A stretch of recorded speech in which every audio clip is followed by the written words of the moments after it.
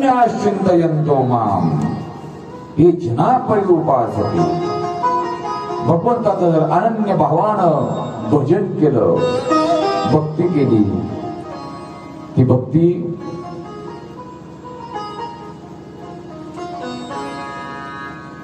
परिणाम तो परमात्मा तुमचं आमचं रक्षण करतो. योगक्षेम त्याची जाणी जडभारी वाटदायी करी धरून या ज्ञायाने.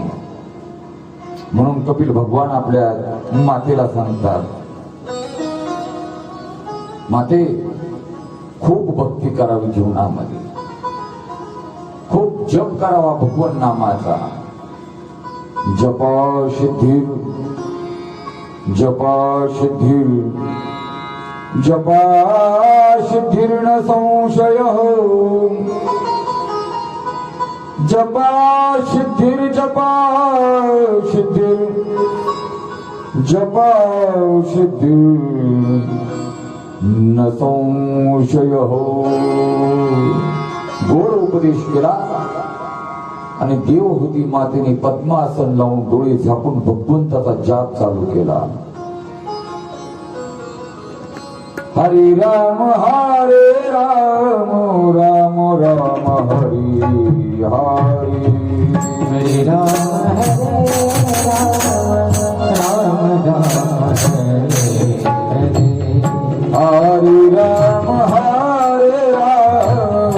राम राम हरे हरे. बोलत राहा. हरे राम राम हरे हरे. हरे कृष्णा कृष्णा कृष्णा हरे हरे. हरे राम राम राम हरे हरे. हरे राम राम राम हरे हरे. हरे राम राम राम हरे हरे. हरे कृष्णा कृष्णा कृष्णा हरे हरे. जाओ. हरे कृष्ण कृष्ण हरे. बोला बोला.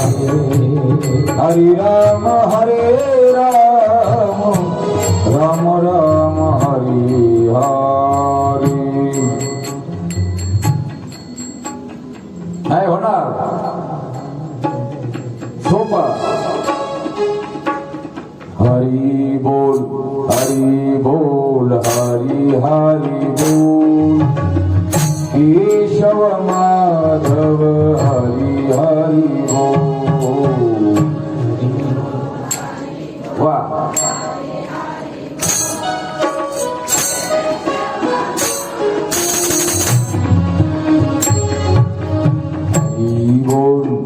हरि बोल हरि हरि बोल. केशव माधव हरि हरि बोल. सर्वांनी बोलायचं आहे.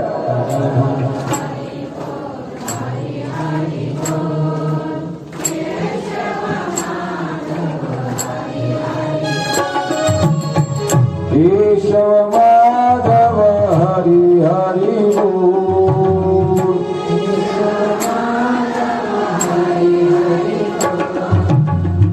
केशव माधव हरि हरि बोल.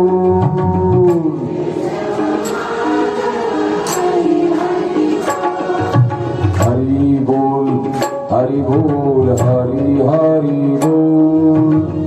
केशव माधव हरि हरि बोल. सर्व देवहूती मातांनी जोरात भजन करायचं, जाप करायचा आहे. हरि बोल हरि बोल हरि हरि बोल. केशव माधव हरि हरि बोल.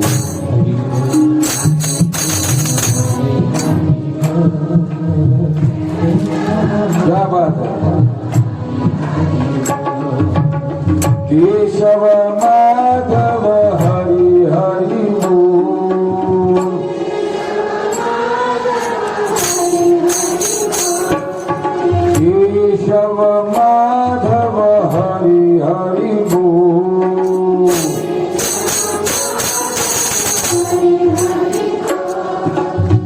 हरी बोल हरी बोल हरी हरी बोल हरि बोल हरि हरी बोल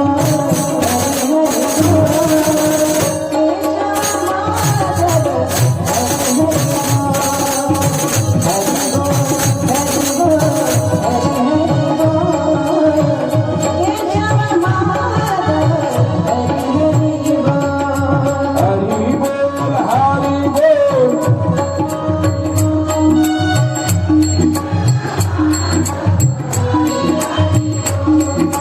हरी बोल हरी बोल हरी हरी बोल या जपाचा परिणाम देवहूती मातेवर झाला महाराज. हो जपानं काय झालं? जपा सिद्धीर जपा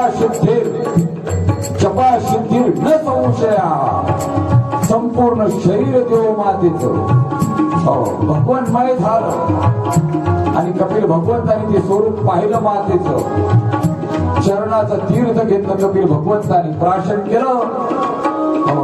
आणि कपिल भगवान आपल्या आश्रमातून कमंडलू उचलून भगवंत चिंतनासाठी अरण्यामध्ये निघून जातात.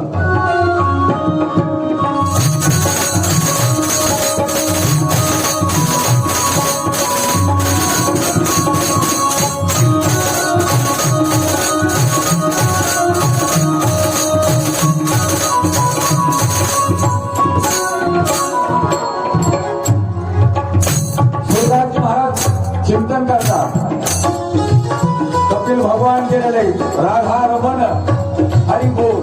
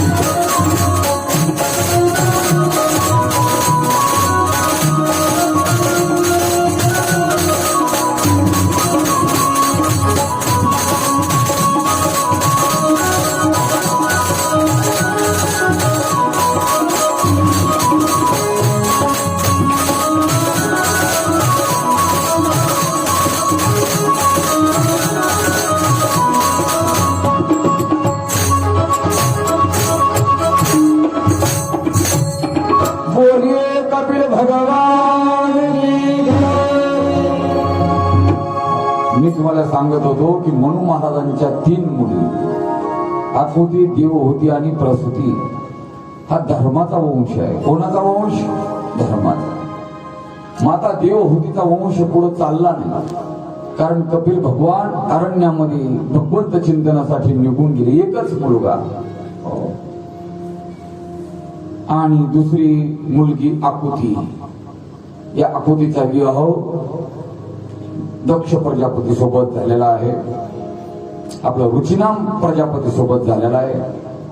यांच्या घरी प्रत्यक्ष यज्ञ भगवंताने अवतार धारण केलेला आहे. बोली यज्ञ भगवान की जय. आता मनु महाराजांची 3री मुलगी आहे, जिचं नाव आहे प्रसूती. प्रकर्षेण सुयेती इति प्रसूती. या प्रसूतीचा विवाह दक्ष प्रजापती सोबत झाला आणि यांच्या घरी प्रत्यक्ष माता जगदंबा सती प्रगट झालेली आहे. कोण? माता जगदंबा सतीचा अवतार प्रगट झालेला आहे महाराज. या सतीचा विवाह भगवान शंकरासोबत झालेला आहे. वडिलांच्या इच्छेविरुद्ध माता सतीनं विवाह केल्यामुळं मनामध्ये कटुता आहे. कोणाच्या? दक्ष प्रजापतीच्या.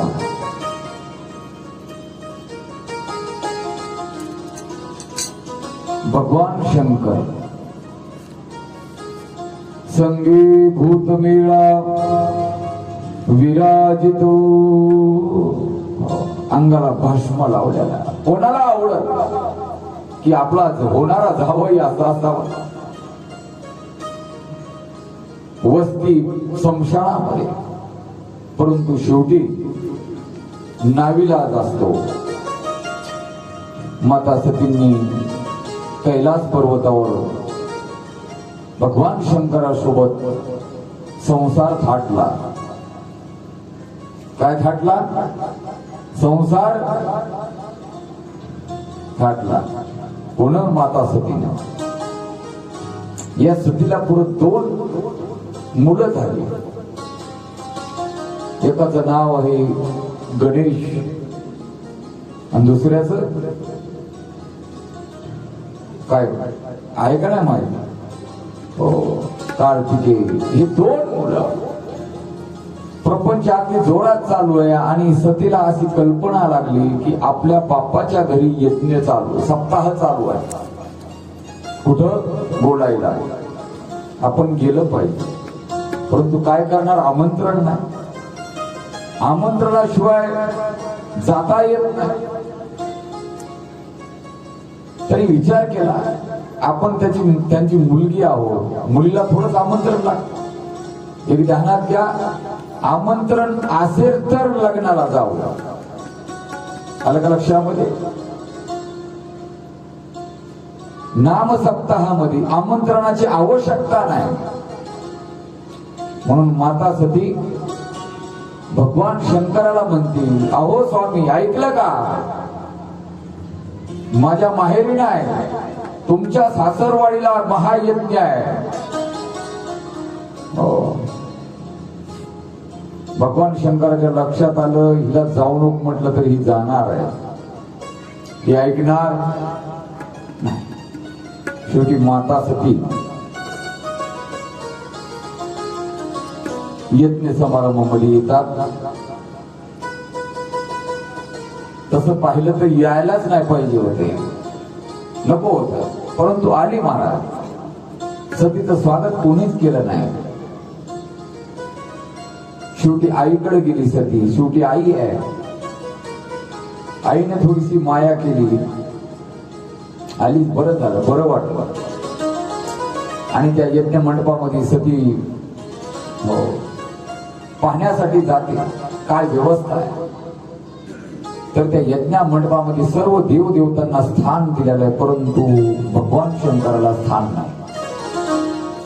हे जेव्हा सतीच्या लक्षामध्ये आलं आणि सतीने विचार केला, आपला तर अपमान आहेच आहे, परंतु आपल्या स्वामीचाही या ठिकाणी अपमान आहे.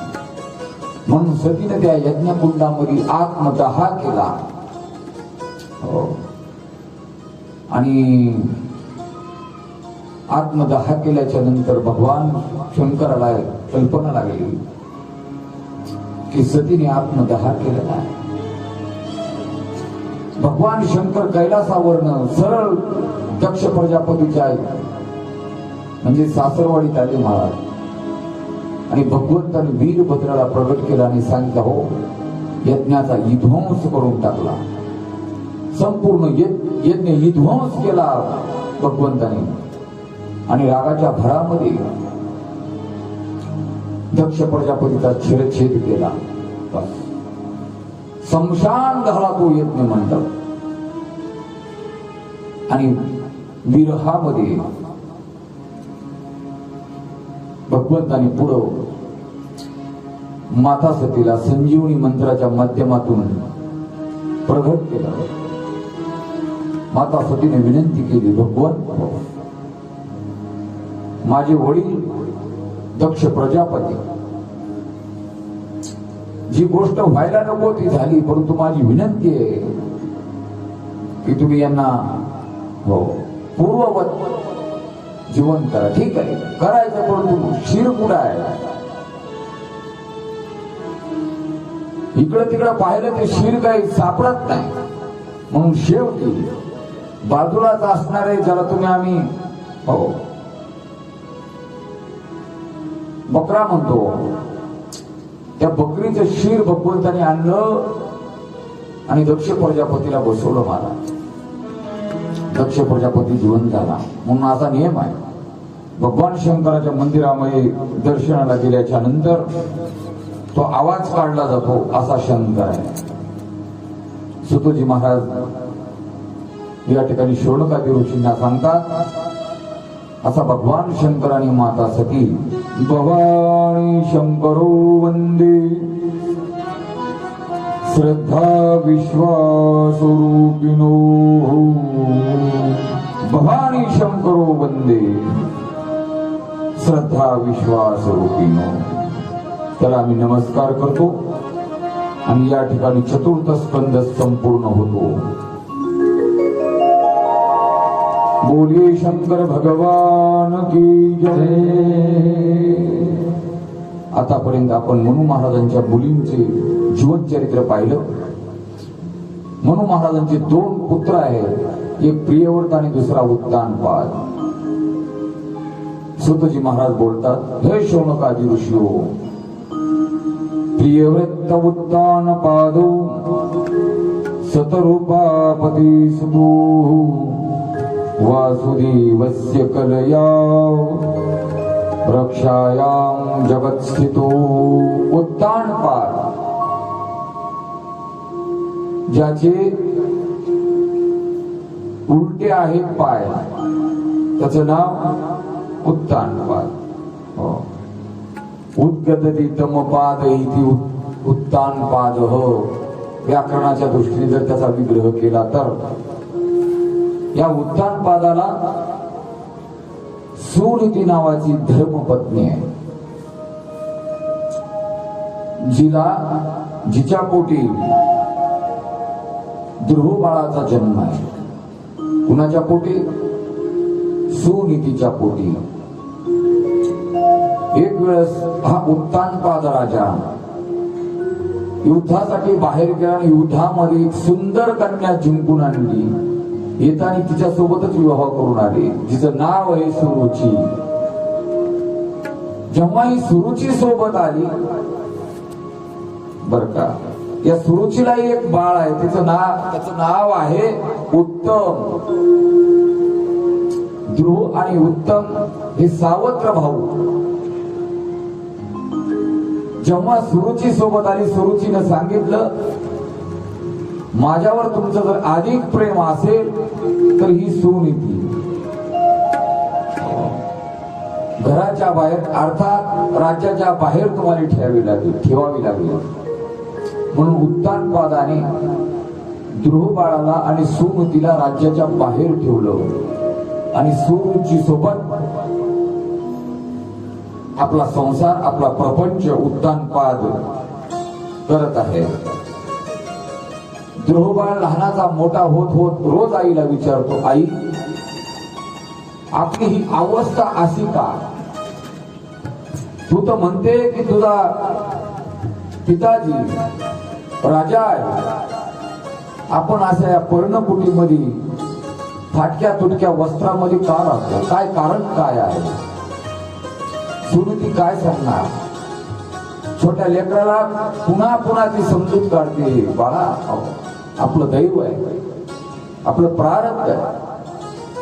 समयासी सादर व्हावे, समयासी सादर व्हावे, जीव ठेविला तैस रहावे, समयासी सादर व्हावे सगळ्यासी सादर व्हावे.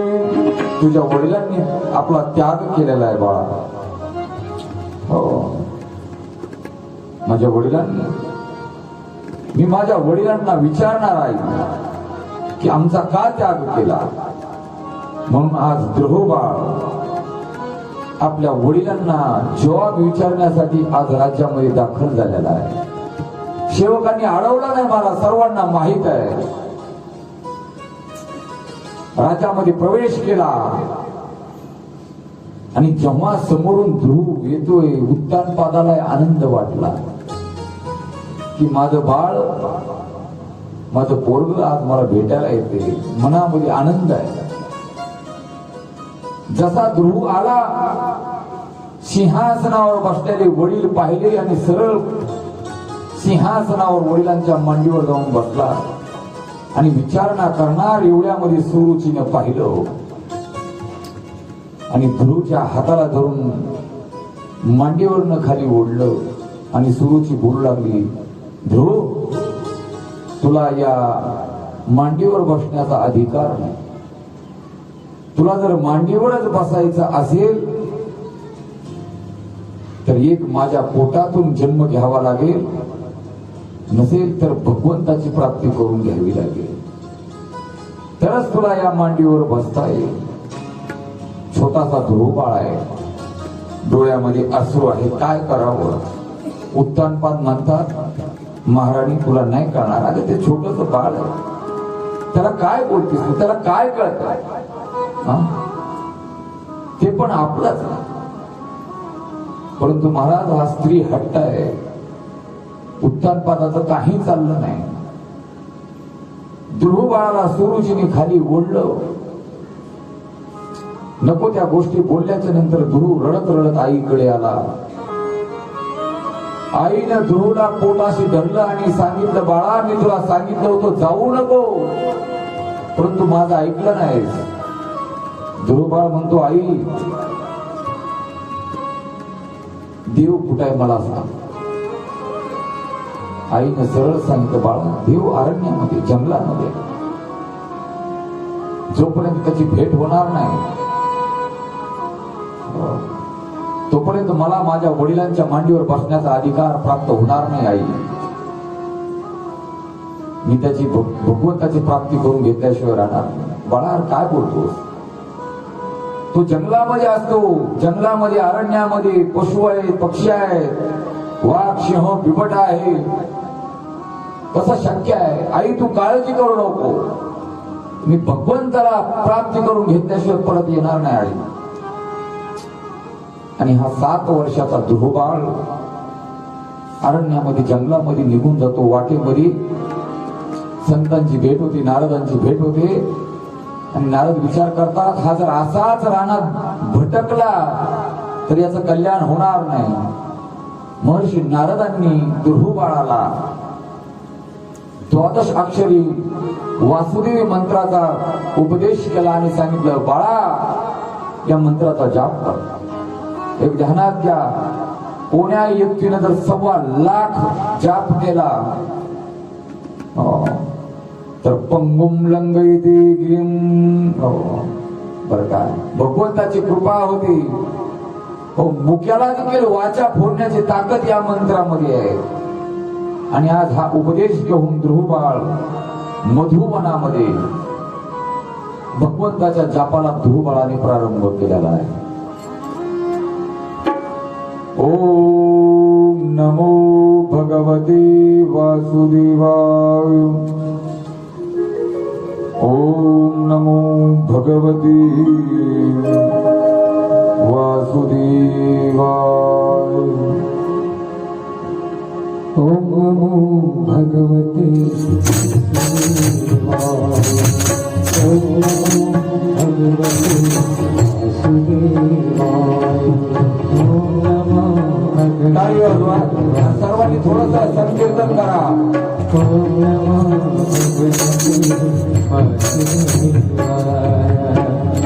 ओम नमो भगवते वासुदेवाय ओम नमो भगवते वासुदेवाय ओम नमो भगवते वासुदेवाय ओम नमो भगवते वासुदेवाय ओम नमो भगवते वासुदेवाय ओम नमो भगवते वासुदेवाय बोला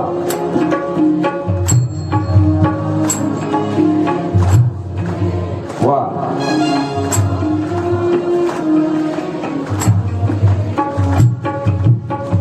वासुदेवाय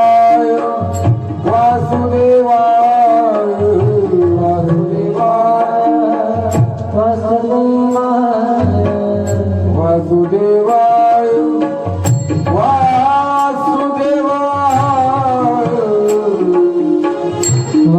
वासुदेवाय वासुदेवाय ओम नमो भगवते वासुदेवाय ओम नमो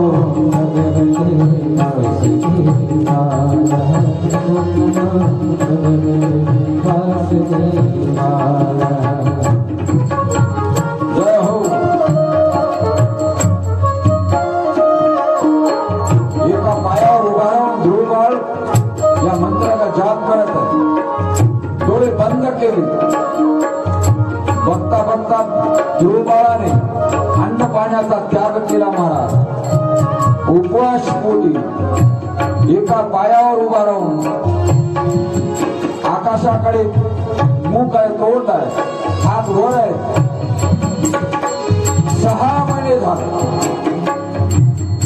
आणि आज ध्रुवबाळाने ठरवलं आज जर भगवंताचं दर्शन नाही झालं तर तो प्राण त्यागायचा म्हणून ध्रुवबाळाने श्वास घेणं केलं बंद केलं जो प्राण वायू होता तो ओढला ध्रुवबाळाने संपूर्ण ब्रह्मांडाचा ऑक्सिजन ओढल्या पशु पक्षी प्राणी तळमळ करायला लागले आणि हाहाकार बाजत झाला स्वर्गातील देवदेवता भगवंताकडे गेली आणि सांगू लागली भगवान पृथ्वी तलावर मधुवनामध्ये तुमचा लाडका भक्त तुमची साधना करत आहे त्याचं नाव आहे ध्रुव त्याला दर्शन द्या नसेल तर आमचं काही खरं नाही श्वासोश्वास आम्हाला मिळत नाही आणि शेवटी भगवान विष्णू वैकुंठाधिपती ध्रुवबाळाच्या समोर शंख चक्र गदा घेऊन ही मूर्ती प्रगट झालेली महाराज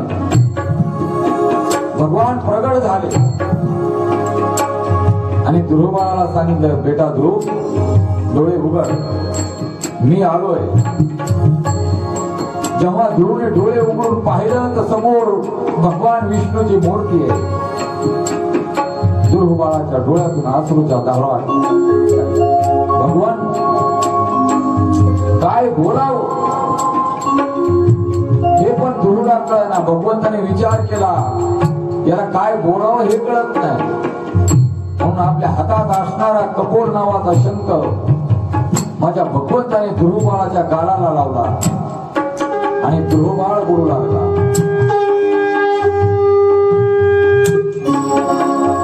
योक्त प्रवेश ममवाज ज्ञानोबाला गोड बोलतात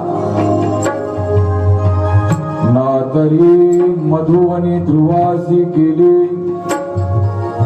जैसे कपोल शंके शिवतले आणि तो वेदाची मती ठेरे ते लागला बोलायला लागला घडघडा बोलला भगवान तुम्ही प्रगट झाला माझी इच्छा आहे भगवान मला माझ्या वडिलांच्या मांडीवर बसण्यासाठी जागा हवी भगवंताने विचार केला हा मागतो काय अरे देणाऱ्याला तरी कळायला पाहिजे की समोर त्याला काय द्यावं, त्याला ज्ञान नाही काय मागायचे ते. भगवान म्हणतात तसा असतो. परंतु भगवंताने सांगितलं ध्रुव बेटा हे तुला अढळ स्थान आहे. अढळ स्थान भगवंताने दिलं. ध्रुव बाळावर कृपा केली. आज ध्रुव बाळ अरण्यातून मधुवनातून सरळ आपल्या राजमहली येतो महाराज. इकडे पाहता पाहता बातमी कळाली की भगवंताची प्राप्ती केलेली आहे. उत्तानपाद सुरूची माता महालामध्ये विराजमान आहे. ध्रुव आला स्वतःच्या आईकडे न जाता सुरूची असणारी आपली आईच्या आईच्या चरणावर नतमस्तक झाला. आई तुझ्यामुळे आज मला भगवंताचं दर्शन झालं. तू जर मला बोलली नसतेस तर मला आज भगवंताची दर्शन भगवंताची भेट झाली नसती. महाराज ती सुरूची होती. तिने छातीला ध्रुव बाळा लावलं आणि सांगितलं ध्रुव मला माफ कर. विधिवत ध्रुव बाळाची पूजा केली, राज्याभिषेक केला. ध्रुव बाळाने बरेचशे वर्ष राज्य केलं. ध्रुव बाळाचा भाऊ उत्तम हा थोडा हट्टी होता.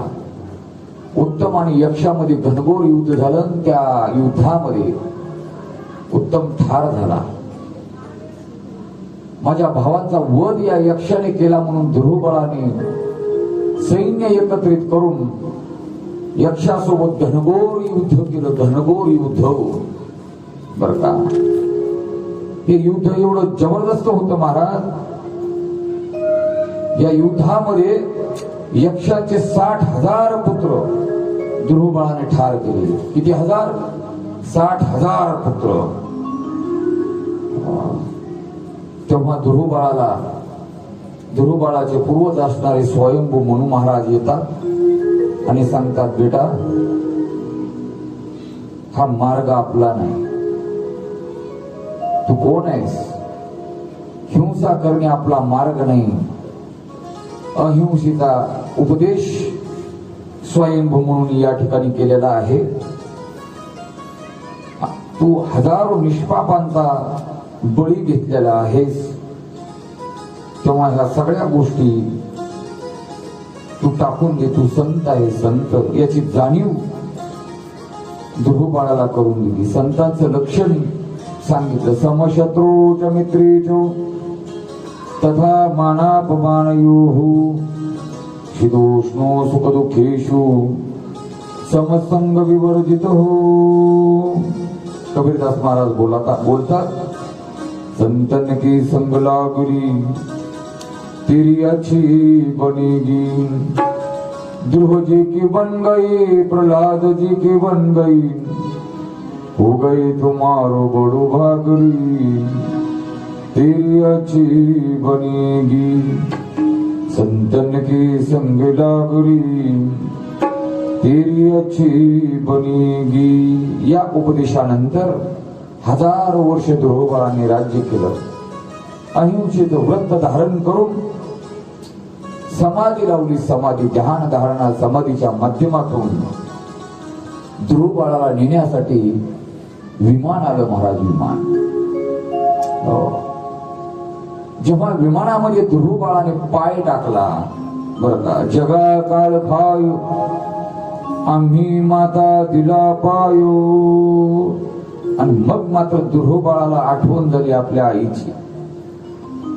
ध्रुव बाळ म्हणतो हे दूतांनो तुम्ही माझ्यासाठी विमान आणलं परंतु माझी आई. आश्चर्य महाराज. विष्णुदूताने सांगितलं ध्रुवजी महाराज तुम्ही त्या आईचे सुपुत्र आहात. ज्या आईंनी तुम्हाला जन्म दिला ते समोर पाहता का ते जे विमान चाललंय ना ते विमान तुमच्या आईचं आहे. या प्रकारे ध्रुवजी महाराज वैकुंठाला गेलेले आहे. सर्वांनी जय जयकार करा. बोली ध्रुवजी महाराज की जय. या ध्रुवचे पुत्र आहेत उत्कल. उत्कलाचे अंग अंगाचे वेन वेनाचे पृथू बर का. या पृथ्वीच्या नावावरूनच पुढे पृथ्वी हे नाव धारण झालं आपल्या पृथ्वीला.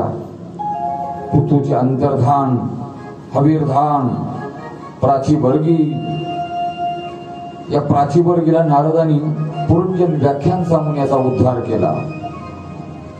आणि या ठिकाणी महात्मा विदुर मैत्रेय मुनीच्या आश्रमामध्ये हे पुरंजन व्याख्यान ऐकून पुढे निघून गेले. उत्तानपादाचा दुसरा बाहू आहे प्रियव्रत आदरणीय शुकाचार्य. राजा परीक्षितीने प्रश्न केला, हे शुकाचार्य महाराज, हा प्रियव्रत कोण आहे? हा स्वयंभू मुनीचा दुसरा मुलगा प्रियव्रत, अत्यंत वैराग्य संपन्न असणारा हा राजा मुलगा. राज्य करावं अशी पित्याची इच्छा, परंतु याच्या मनामध्ये राज्य कारभार करावा ही लालसा नाही. कोणाच्या? प्रियव्रताच्या. नारदाकडून यांना ब्रह्मज्ञानाचा उपदेश झाला. त्यामुळे यांनी सर्वस्वाचा त्याग केला. अरण्यामध्ये जंगलामध्ये जाण्यासाठी हा प्रियव्रत तयार आहे.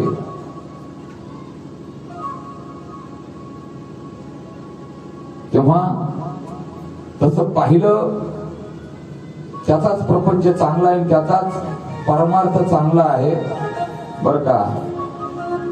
नसेल तर तुमचं आमचं असं झालं महाराज, जयाची अहिक धड नाही तयाची परत पुससी काही. घरदार सोडलं म्हणजेच परमार्थ होतो असं नाही बर का. प्रपंचात राहून देखील परमार्थ तुम्ही आम्ही करणारी ही मंडळी आहात. आसोनी संसारी जिवे गोकौरी विदुशास्त्र वारी भाया सोरा.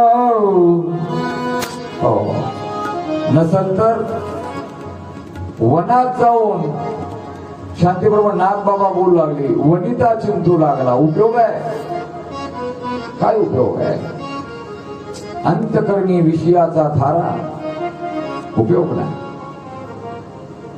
ब्रह्मदेवाने उपदेश केला. काही दिवस यानं राज्य केलं आणि शेवटी आपला मुलगा अग्निंद्र याला राजगादीवर बसवलं. या अग्निंद्राच्या पोटी नाभीचा जन्म झाला. नाभीच्याच घरामध्ये वृषभदेव, या वृषभदेवा 100 मुलं झाली. किती मुलं? 100 मुलं. एक दिवस वृषभदेवाने 100 मुलांना बोलावला आणि प्रश्न विचारला, मनुष्याच्या जीवनाचा उद्देश काय आहे? मानवी जीवनामध्ये काय केलं पाहिजे हे मला सांगा. आपल्याला हे जीवन कशासाठी प्राप्त झालंय? विविध प्रकारे चिंतन केलं आणि जीवनाचं कर्तव्य यांनी सांगितलं. वृषभदेवाने, मुलांनो, मानवी जीवन प्राप्त झाल्याच्या नंतर पहिलं कर्तव्य कर्म आहे. आपुला तो एक देव करून घ्यावा, आपुला तो एक जीव करून घ्यावा. आपुला तो एक देव करून घ्यावा, आपुला तो एक देव करून घ्यावा, आपुला तो एक देव करून घ्यावा, आपुला तो एक देव करून घ्यावा, आपुला तो एक देव करून घ्यावा. बोला बोला. आपुला तो एक देव करून घ्यावा, तेरे बिना जीवा सोसनो, तेरे बिना जीवा सोसनो, तेरे बिना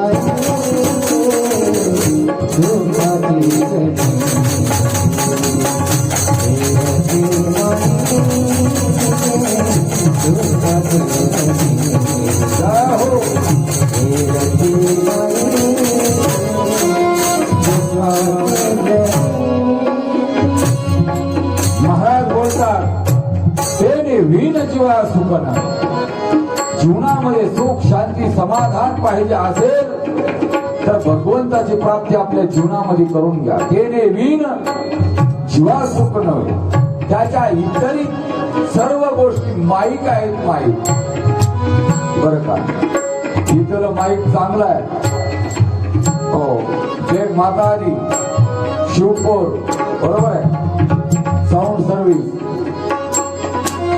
अगदी गोड सिस्टम आहे. तेने विण जीवा सुख नव्हे. उपदेश केला, भगवंताची प्राप्ती, संतांची संगती. देवाला 100 मुलातून एका मुलाने विचारलं, बाबा त्या संतांचं लक्षण काय, कोणाला संत म्हणतात? ऋषभदेव सांगू लागले, मुलांनो ऐका, महत्संगी समचित्ता प्रशांता विमन्नी बहु समशत्रोच मित्रेचो तथा मानापमानयो शीतोष्णो सुखदुःखेषु समसंग विवर्जित. माझे ज्ञानोबा वर्णन करतात. पार्था दयाच्या ठाई वैषम्याची वार्ता नाही. रिपू मित्रा दोही सरिसा पाडू. का घरच्या उजाडू करावा, पारखी अंधारू पाडावा. हे ज्ञानीची गा पांडवा टिपू जैसा दिवा. होय, माझ्या घरात लावला म्हणजे तुम्हाला प्रकाश देणार नाही का?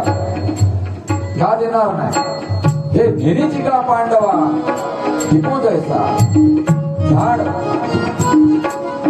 आपण लावलेले झाड महाराज आहेत म्हणून अधिक सावली, दरोडे खोराला चोर आला म्हणून कमी सावली. हा भेदभाव आहे का?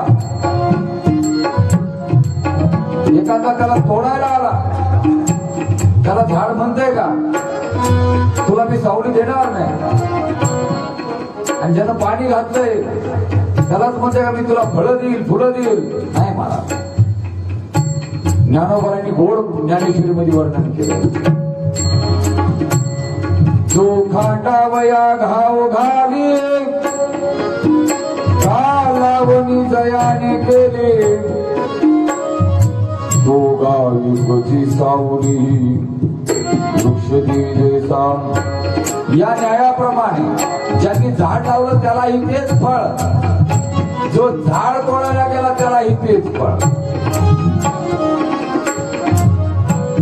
हरिमित्री जैसा अर्जुनाचा भाव ऐसा मान अपमानी सरसा हो तुझा. संतांचं लक्षण विस्तारण केलेलं आहे. इथंच बोललो तर वेळ संपून जाईल. संतांचं लक्षण सांगितलं, संत तोची जाणा जगी. हो, सकाळी आपण पाहिलं गोड उपदेश ऋषभदेवानी 100 मुलांना केला.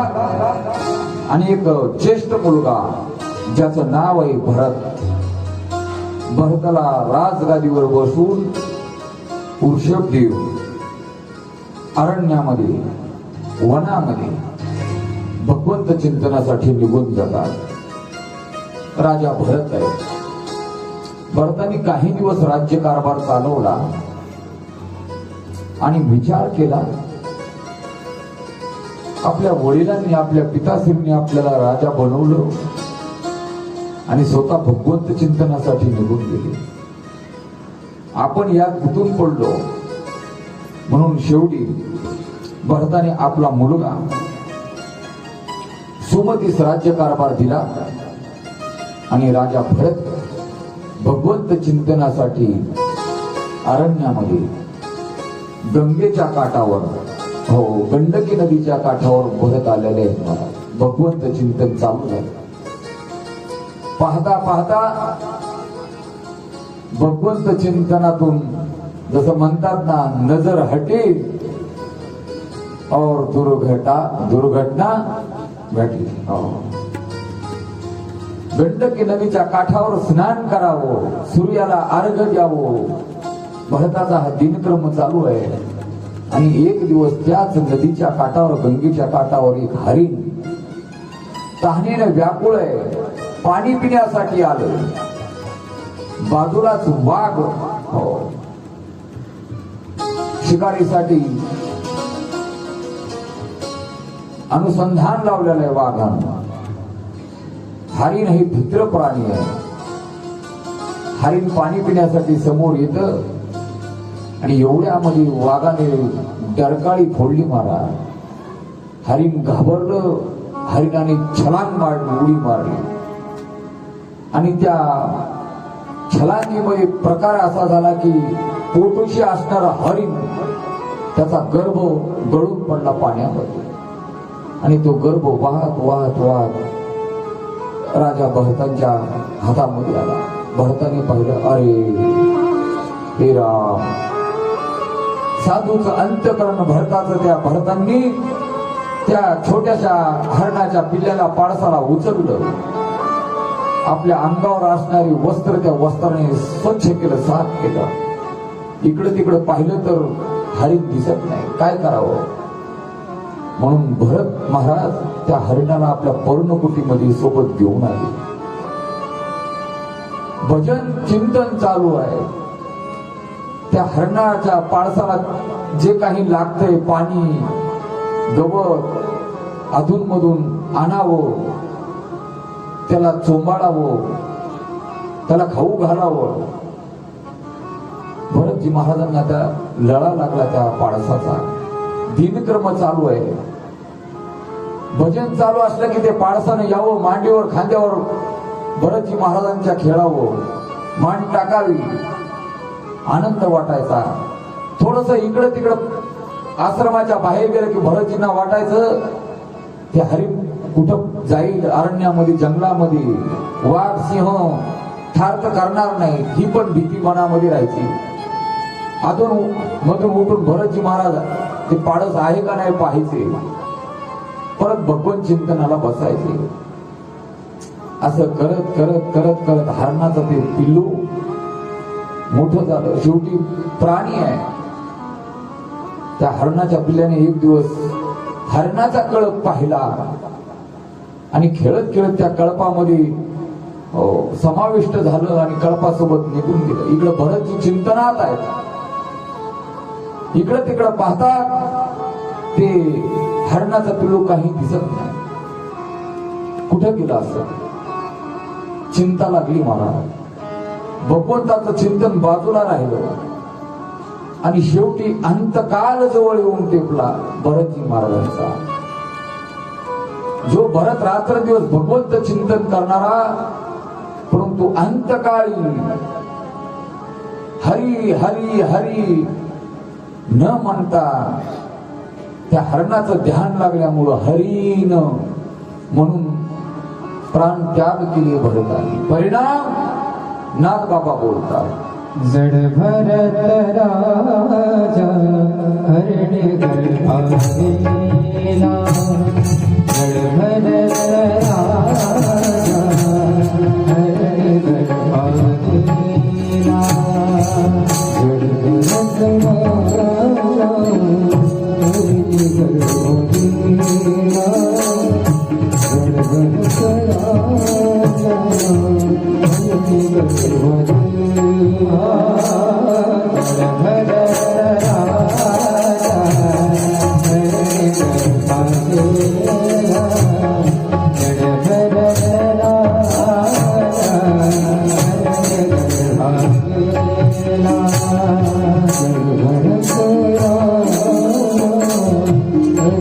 गर्भात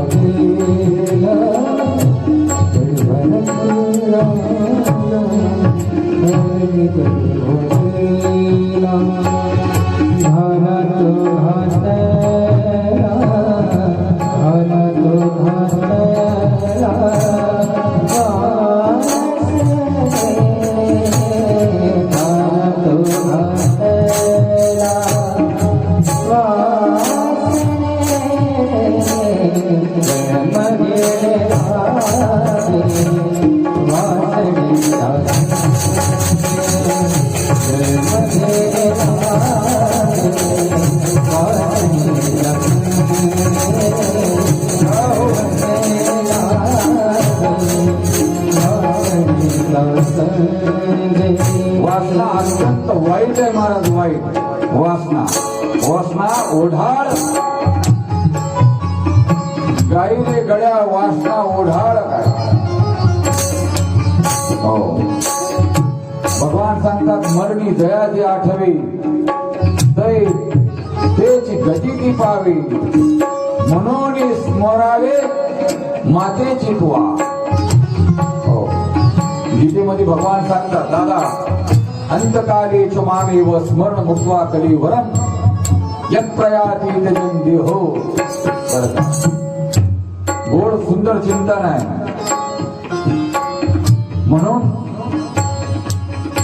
शेवटच्या काळामध्ये देखील भगवंत चिंतन जर मुखाला आलं तर महाराज बोलले अंतकाळी ज्याच्या नाम आले मुखा तुका मुनी सुखा पार नाही.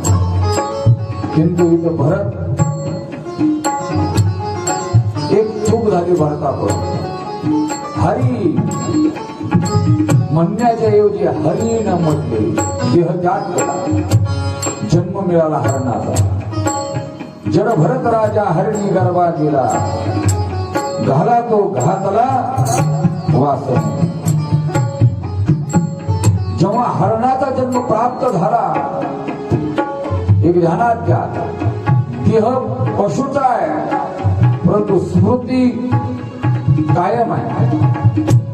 ज्याला तुम्ही आम्ही योग भ्रष्ट महात्मा म्हणतो. हरणाचा जन्म प्राप्त झाल्याच्या नंतर भरताने विचार केला, अरे बापरे, ज्याच्यासाठी आपण सर्वस्वाचा त्याग करून अरण्यामध्ये आलो ते काय नाही. आता मात्र या हरणाने पाणी अन्न सर्वस्वाचा त्याग केला आणि काही क्षणामध्येच या हरणाचाही प्राण त्याग झाला. पुढं तेच हरिण अर्थात भरत महाराज अंगिरीस गोत्रात एका ब्राह्मणाच्या घरी यांचा जन्म झाला. जन्मल्यापासून हे बाळ कोणालाच बोललं नाही. यांनी ठरवलं आता रिक्स घ्यायची नाही. कोणालाच बोलले नाही, बोलत नाही. मट्ट आहे, याची बुद्धी जड आहे म्हणून याचं नाव जड भरत पडलं. घरच्यांनी सांगत ते काम करावं, दिलं तेवढंच खावं, उठ म्हणलं उठावं, बस म्हणलं बसावं, बस. घरची कंटाळली. आता घरी असणाऱ्या भाऊजया अमुक तमुक भाऊ यांनी विचार करायला सांभाळायचं कुठपर्यंत. शेतातलं काम करत नाही, घरातलं करत नाही, धारणीला जात नाही, अकोटला जाऊन येत नाही बाजार घेऊन. हा बोप्या सांभाळायचा किती दिवस. कोणातरी कामाचा असावा ना. शेवटी याला घराच्या बाहेर काढून दिलं. जड भरत आहे. बाहेर पडल्यास काय, चारी दिशाला आपलंच असं. निघाले महाराज रस्ता. आता पुढं अरण्यामध्ये जंगलामध्ये बर का बिल्लांच्या सेवकांनी पकडलं याला. कोणाला, या जड भरताला. घेऊन गेले कुठं, देवीच्या समोर बळी देण्यासाठी. आता आऊलिया महात्मा असणारा हा भरत नेहून देवीच्या समोर पूर्ण सजवले, गळ्यामध्ये हार कुंकू वगैरे वगैरे उभा केला. आणि नरबळी देणार तेवढ्यामध्ये देवीने विचार केला, या जर महात्म्याचा नरबळी हो माझ्या समोर झाला, अरे बापरे, मग देवीच प्रकट झाली मला. त्या देवींनी भरताची सुटका केली. आता कुठं जायचं काही माहिती नाही. निघाली पुढं. रस्त्याने चालणं चालू आहे भरतांचं. हे पहा, यांना मान नाही, अपमान नाही, मदही नाही, मदतेही नाही कोणी निंदा कोणी वंदा, बस काय नाही. हे साधूंचं लक्षण आहे. नित्य अमुताहाची धंदा, अंगावर कपडे नाही, फक्त लंगोट आहे. हा जर भरत पुढं देवीचं दर्शन करून बाहेर पडलेला आहे. आणि त्याच कालखंडामध्ये राजा रहुगण यांची पालखी निघालेली. पालखी 4 सेवकांच्या खांद्यावर आहे. परंतु वाटेनं जात असताना एक सेवक बिमार पडला. पालखी टेकवली. का रे बाबा काय झालं? म्हणजे महाराज सेवक आजारी आहे, तो चालू शकणार नाही. राजाने आदेश केला, कोणी भेटते का पहा. त्या सेवकांना हा भेटला. कोण? हा जडभरत. लागलेच पकडले. त्यांनी पाहिला, हा दष्टपुष्ट दिसतोय, धिप्पाडचे धिप्पाड. आले घेऊन लावलं कामाला. उचलला पालखी, निघाली महाराज पालखी. जेव्हा पालखीला हे भरत, जडभरत खांदा दिलेला आहे, ही खाली पाहून चालतात. खाली जर किडे आहेत का, मुंग्या आहेत का, काय आहे, आपल्या पायाखाली तर येणार नाही ना. दिसलं की उडी मारायची. त्याच्यामुळे त्या पालखीचा समतोल राहिना गेला. तेव्हा राजा बोलू लागला, अरे का रे बाबा एवढा दष्टपुष्ट दिसतोस, मी या राजाचा राजा आहे, माझं वजन तरी किती आहे तुम्हाला चौघांना, व्यवस्थित चाला. तेव्हा त्यातले 3 सेवक बोलू लागले, महाराज आमच्याकडे काय नाही, परंतु हा नवीन जो आलाय ना, हा व्यवस्थित चालत नाही. तेव्हा रोगन त्या जड भरताला बोलू लागले, का रे बाबा एवढा धष्टपुष्ट धिप्पाड दिसतो, तरणा बाण दिसतो, तुला वजन सहन होत नाही का? जेव्हा हा प्रश्न विचारला राजाने, त्यावेळेस जड भरत बोलायला लागले, राजन कोणाचं वजन, काय बोलतोस तू? अरे आत्म्याला कोणाचं वजन आहे? कशाचं वजन आहे? मी कोण आहे? नाहम मनुष्यो न च यक्ष देवो,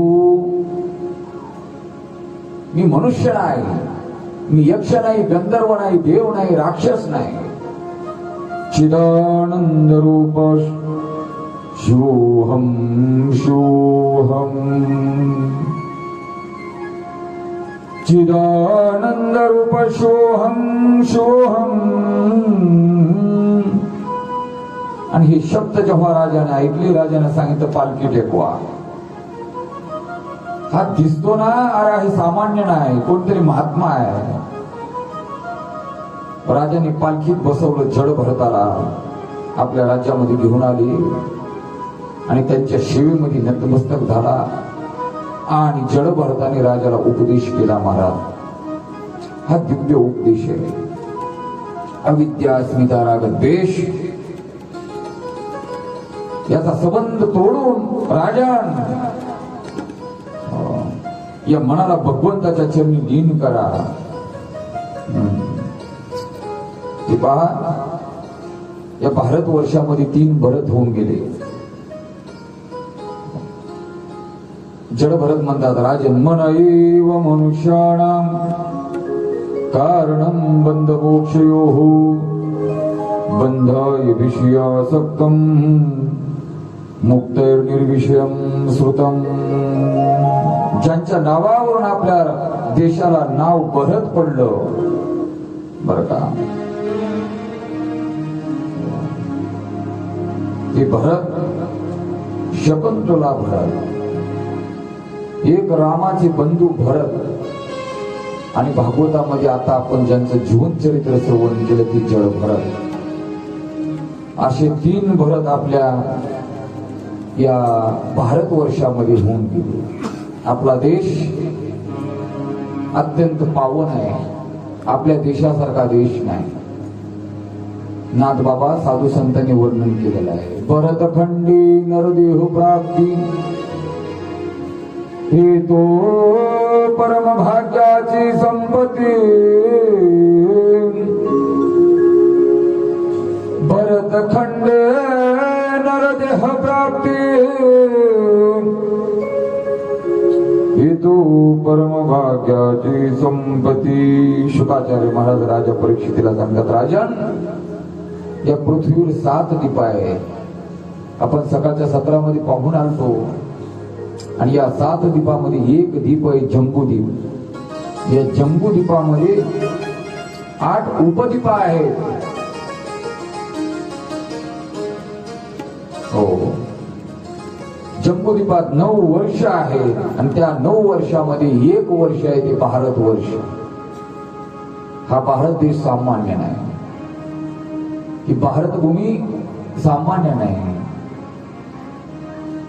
ही माय भूत तुझेनी फेडी न पांगसारी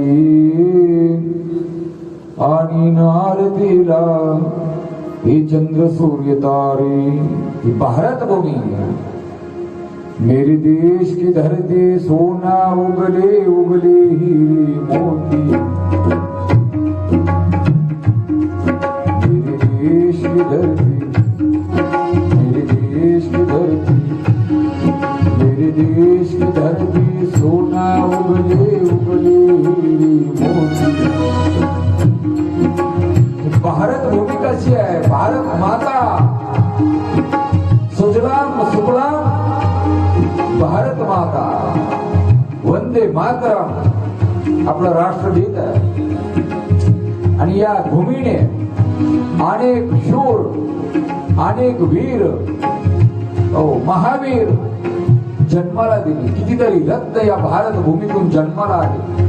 छत्रपती शिवाजी महाराजांसारखा राजा या भारत भूमीने दिला. महाराणा प्रतापासारखा शूरवीर योद्धा या भारत भूमीने दिला.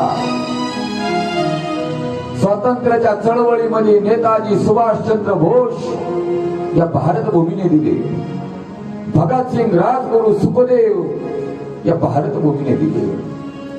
या भारत भूमीने ज्ञानदेव, तुकाराम, संत भगवान बाबा, संत जनाबाई, मीराबाई या भूमीने दिली. ही अलौकिक भूमी आहे. पवित्र ते कुळ, पावन तो देश, जेथे हरीचे दास जन्म घेते. कर्म धर्म त्यांचा झाला नारायण. हो, त्यांचे पावन ती लोक. राजा परीक्षितीने शुकाचार्यांना विचारलं, महाराज कर्म संयोगाने, कर्म धर्म संयोगाने भगवंताची भक्ती केली, अर्थात पुण्य कर्म केलं तर वैकुंठाची प्राप्ती होते असं तुम्ही सांगता, आणि दुष्कर्म केलं, पाप कर्म केलं तर कशाची प्राप्ती होते? या प्रश्नाचं उत्तर देताना शुकाचार्य महाराजांनी राजा परीक्षितीला सांगितलं, राजन जीवनामध्ये तर पाप करूच नाही. पाप जर केलं, दुराचार केला तर नरकाची प्राप्ती होती बरं का. म्हणून पुढं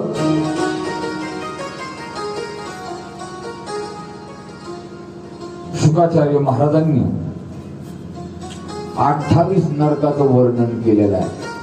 मला वाटतं आपण नरकाचं वर्णन फक्त शब्द समनानेच करू आणि ही कथा या ठिकाणी विश्राम घेते. उद्याच्या सकाळच्या सत्रामध्ये आपण कथेचा पुढील भाग पाहू. ज्या जीवांनी दुष्कर्म केलं आणि नरकामध्ये जाऊन पडले, अशा नरक लोकातून देखील त्यांना मोक्ष प्राप्त होतो. ही कथा आपण सकाळच्या सत्रामध्ये आरंभीच पाहणार आहोत. अर्थात अजामिळ व्याख्यान उद्याच्या सकाळच्या पहिल्या सत्रामध्ये आपण पाहू. सर्वांनी एकदा बोला, हराई नमः.